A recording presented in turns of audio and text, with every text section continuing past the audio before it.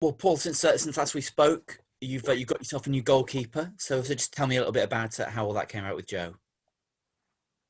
Well, it was prompted by the injury to Ansi and the prognosis to his injury, which was anything up to a couple of months. So quite clearly, I need to look at all the risk and reward going forward through the season. And the risk there is that injury becomes a 3-month injury, not a 2-month injury. So we just thought it was prudent to act pretty quickly and sign another goalkeeper into the squad. And I've chosen to go for a goalkeeper who is experienced, played at the level, who wanted to join us. So that's a plus as well. And Joe's come in and immediately provided competition in that goalkeeper department, and it gives me options and cover and strength in depth going forward. But it was very much prompted by Ansi's injury. Yeah. Was that looking for a more experienced shot stopper? Because there are plenty of good young keepers out there, but was that experience an important part of what you were looking for? Absolutely. I think I've only been 7 weeks into my tenure here, and this particular window is about consolidation. It's about, if I'm making a decision between long-term potential and short-term safety and making sure that I cover the bases, I'm certainly going for sensible decisions at this stage rather than risking long-term development and long-term reward.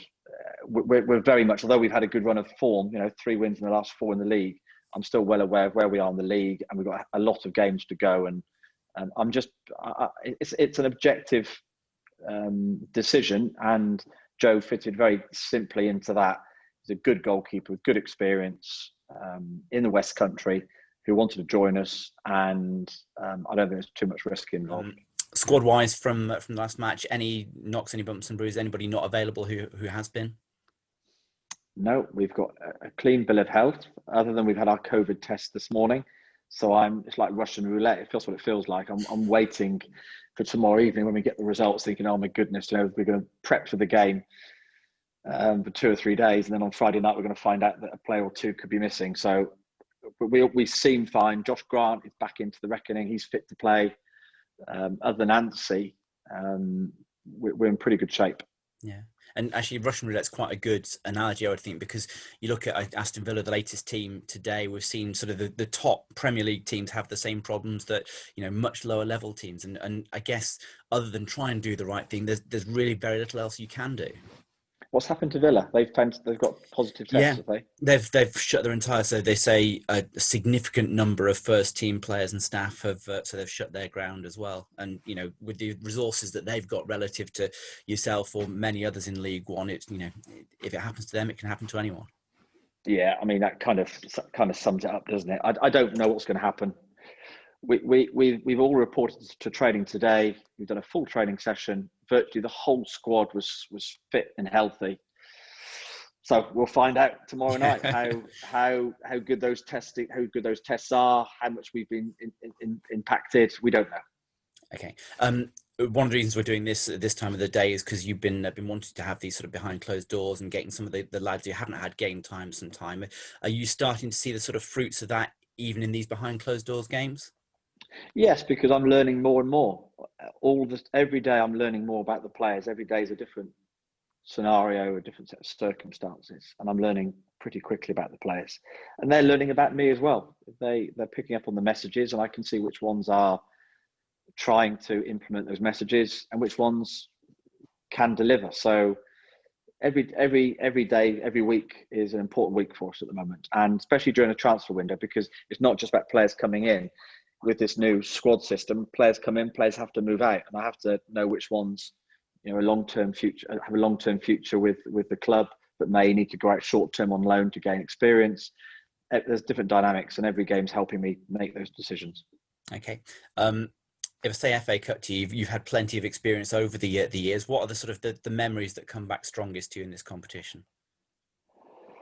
2002 with Team Bath Football Club from the University of Bath, getting to the first round as a university team. That was fantastic. It impacted in a positive way on our careers in all sorts of ways. That particular year, A cup run or two with Exeter, playing Liverpool and drawing with Liverpool a few years ago was a great experience. So, as a player, I played in the FA Cup. It's a wonderful competition. It brings something special to a season. It can change the dynamic of the year in a flash, and you can suddenly raise the profile of a player or the club, and it provides memories that are long talked about, and the opportunity is there to do something special. So I think we all look forward to these days, and I think the FA Cup still has that romance about it that anything can happen.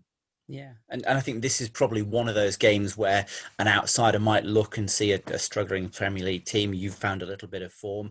I guess the only frustration is that there's no fans in there to make what would be an amazing occasion. No, it's a shame. It's a real frustration. But there's TV, and there'll be highlights, and there's radio. So there's the opportunity to engage with the game. It just won't provide the same kind of atmosphere at the Men that we would have hoped for. But we're in our home surroundings. That still gives us a level of advantage, I assume. So we have no reason to worry. We just got to get stuck into it. And how do you sort of look at Sheffield United? I mean, their rise over the last couple of seasons has been amazing. Obviously, Chris Wilder's side finding it tough this season. How do you assess that dynamic? They've done incredibly well. I've known Chris for a long time, since I recall first coming against him when he was manager at Halifax, sort of 15 years ago. So I've known Chris a long time, and his assistant Alan Nill. They've done a wonderful job. I don't think their team is much different than it was last year. They're playing very similar. They haven't been thoroughly beaten by anybody this season, albeit they haven't picked up any wins. Every game has been very close.